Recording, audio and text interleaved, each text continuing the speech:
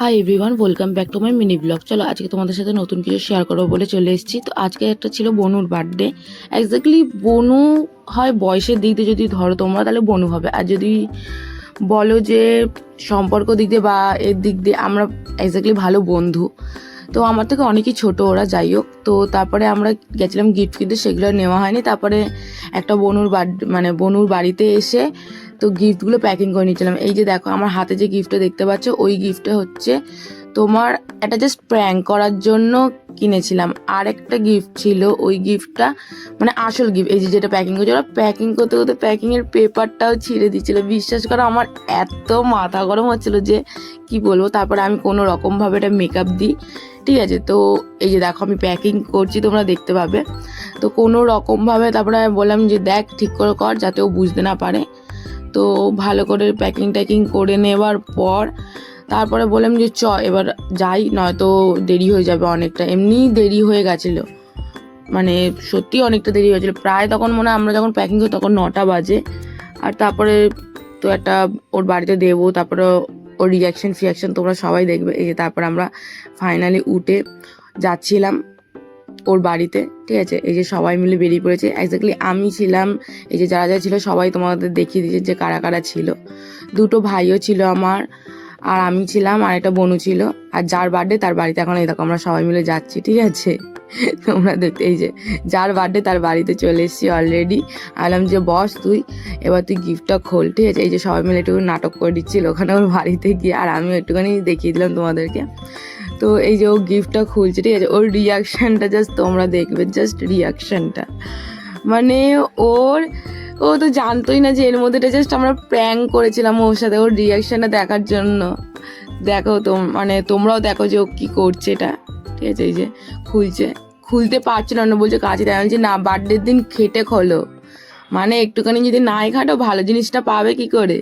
তো ওই জন্য ও খুলছিল, ঠিক আছে। ফাইনালি ও বলতে গেলে অনেকটাই খুলে ফেলেছে, ঠিক আছে। দেখতে থাকো কি ওর মধ্যে কী কী আছে। আমি জানি না নিজেও যে ওর মধ্যে কী কী আছে। আমিও ওখানে দেখার পরই জানতে পেরেছিলাম যে ওর মধ্যে কী কী আছে, কারণ আমার ওই দিন একদমই টাইম ছিল না। মানে আমি খুবই বিজি থাকি ওই স্যাটারডেটা, মানে খুব খুব বিজি থাকি, মানে আমাকে কেউ দেখতেই পাবে না, এরকম একটা ব্যাপার। তো আমি ওই জন্য জানতাম না ওর মধ্যে কী ছিল। এই যে ফাইনালি বলতে গেলে ওর খোলা গেছে। এবার গিফট দেখো কি এর মধ্যে, কাগজ, গোলাপ ফুলের পাপড়ি, এইসব। মানে মামার্থের ওটা দিয়েছে, তাও ওর মধ্যে একটা প্র্যাঙ্ক। আমি সত্যি জানতাম না যে ওরা এরকম টাইপের একটা প্র্যাঙ্ক করবে, ঠিক আছে।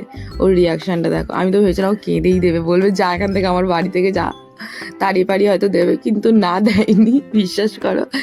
তারপরে আর আমি যে না, ওর সাথে বেকার মজা টজা করে কী হবে, দে ওকে আসল গিফটটা দে। ওই যে ওখানে বসে রয়েছে ও শুভ্রনীল, ও আসল গিফটটা ওকে দেবে, ঠিক আছে। দেখতেই পাবে তোমরাও যে আসল গিফটটা দিচ্ছে। এই তারপর আমরা একটুখানি সবাইকে দেখিয়ে দিচ্ছিলাম ভিডিওর মধ্যে। এই যে রিয়াকশানটা দেখো, জাস্ট রিয়াকশানটা।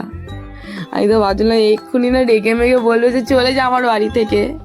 তুমি শুধু জাস্ট ওর রিয়াকশানটা দেখো। মানে আমি তো ভাবছিলাম এই কেঁদে দিল যে আমার বার্থডের দিনে এরকম কে প্র্যাঙ্ক করে। জাস্ট দেখো রিয়াকশানটা দেখো। এই যে আসল গিফটটা দিয়ে দিয়েছে, ঠিক আছে। ও তো পুরো অবাক যে ওর আসল গিফটটা কোথা থেকে, মানে এই গিফটটা আবার কোথা থেকে চলে এলো। ও এইটাও বলছিল যে এইটা তোরা আবার কোনো প্র্যাঙ্ক করছিস না। তখন বললাম না, কোনো প্র্যাঙ্ক করছি না, এইটা কিন্তু ঠিকঠাক গিফটই আছে। তখন আবার একজন পাশ থেকে বলছিল যে না, এটাও কিন্তু প্র্যাঙ্ক হতে পারে। তারপরে ও নিজেই বলছিল যে এটা প্র্যাঙ্ক করছিস না তো আমার সাথে। আমি বলছি না না, প্র্যাঙ্ক করছি না, এটাই আসল গিফট। ও গিফটটা ফাইনালি বলতে গেলে অনেকটাই খুলে ফেলেছে। খুলে ফেলার পর ওর রিয়াকশানটা তোমরা শুধু দেখো। মানে ও দেখছে ওর মধ্যে কী আছে, ও নিজেও জানে না যে ওর মধ্যে কী আছে, ঠিক আছে। এই যে খুলছে, শুধু দেখো খুলছে। বলতে গেলেও মানে ও প্রথমে ওটা খোলার পর ও বুঝতে পেরেছে যে ওটা প্র্যাঙ্ক, কিন্তু এটা খোলার পর ও তো নিজেও জানে না ওর মধ্যে কী ছিল, ঠিক আছে। এবার বলতে গেলে ফাইনালি এবার সব হয়তো, ওই যে ওর মধ্যে একটা চেন ছিল, কিছু চকলেট ছিল, ক্যান্ডি ছিল, আর একটা কানের ছিল। বলতে গেলে ওর সবই পছন্দ হয়েছিল বলতে গেলে। এই যে রিয়াকশানটা দেখো, মানে ও আর হাতে নিতে পারছে না। এই যে দেখিয়ে দিচ্ছে। তারপর আমি ওকে জিজ্ঞেস করেছিলাম যে তোর গিফটগুলো কেমন লেগেছিল, ও আবার লিখেছিল থ্যাংক ইউ। তারপর আমি বলছিলাম এটা আমার ভিডিওতে হাই করে দে। ও খুব খুশি হয়েছিল গিফটগুলো পেয়ে, সেটা তোমরা ওর রিয়াকশন দেখে বা ওর ফেস দেখে তোমরা বুঝতেই পারছো।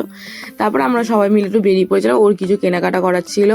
তো তারপর বলে যে বল তোরা কি খাবি, আমরা বললাম যে চ তুই কি খাওয়াবি বল, সেটাই খাবো।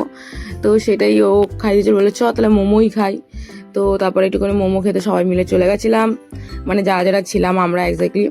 তো তারা এই যে মোমোর দোকানে বলতে চলেই এসেছি একটা, মানে আমি তো বা জাস্ট মানে দেখছিলাম মোমোর দোকানে এসে ঝিরিঝিরি বৃষ্টি আর পুরো গ্যাংটক ফিল, মানে আমি গ্যাংটকে যখন গেছিলাম পুরো এরকম ফিল পেয়েছিলাম। আর আমি এই দিনকে ওর বার্থডের দিন এসেও আমি ওরকম টাইপের ফিল পাচ্ছিলাম, কারণ মোমো ছিল গরম গরম আর বৃষ্টি ছিল, উফ ঝিরিঝিরি বৃষ্টি, জাস্ট ওয়াও। মানে এই যে আমার হাত থেকে আমার ফোনটাই নিয়ে নিয়েছিল, তারপর সবাইকে দেখিয়ে দিচ্ছিল। তারপরে তোমরা যদি এই মোমোর দোকানটা যারা যারা চিনে থাকো তারা কিন্তু কমেন্ট করে জানিও, ঠিক আছে, যে এই মোমোর দোকানটা কোথায়। এই যে দেখো আমার থেকে আবার নিয়ে নিচ্ছিল, আমি আবার ওদের কাছে ক্যামেরা নিই না। এই যে মোমো বলতে গেলে ফাইনালি চলে এসছে, ঠিক আছে। তো বার্থডে গার্লের হাতে আমরা আগে মোমোটা তুলে দিয়েছিলাম, তারপর আমার হাতেও মোমো দিয়ে দিচ্ছিল। এই যে ও সবাই মিলে জাস্ট মোমো তো খাচ্ছিলাম না, ইয়ার্কি ফাজলামি মেরে যাচ্ছিলাম। এই যে ওকে, ওর সবসময় ওকে।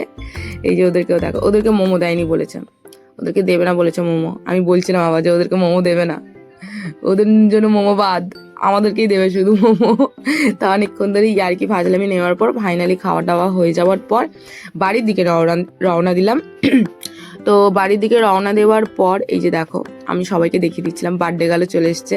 আর এই যে আমি, আর সামনে ছিল দুজন ছেলে, মানে দুজন ছেলেরা ঠিক ভাই হয় আমার, ঠিক আছে। তারপরে বৃষ্টি পড়ছিল তাও গরম লাগছিল, তাও মানে এতটাই ঘাম হচ্ছিলো যেন মনে হচ্ছে আমি দিনের বেলা বেরিয়েছি।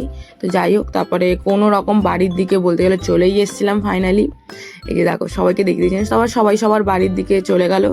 তারপর আমিও আমার বাড়ির দিকে, তারপর আমার বাড়ির দিকে আরেকটা বোনুর বাড়ি পড়ে, তো ও আমার সাথেই চলে আসছিল। তো যদি আমার ভিডিওটা ভালো লেগে থাকে তাহলে সাবস্ক্রাইব করে দেবে, আর যদি নেক্সট ভিডিও দেখতে চাও তাহলে সাবস্ক্রাইব করতে ভুলবে না। চলো টাটা, দেখা হচ্ছে নেক্সট ব্লগে।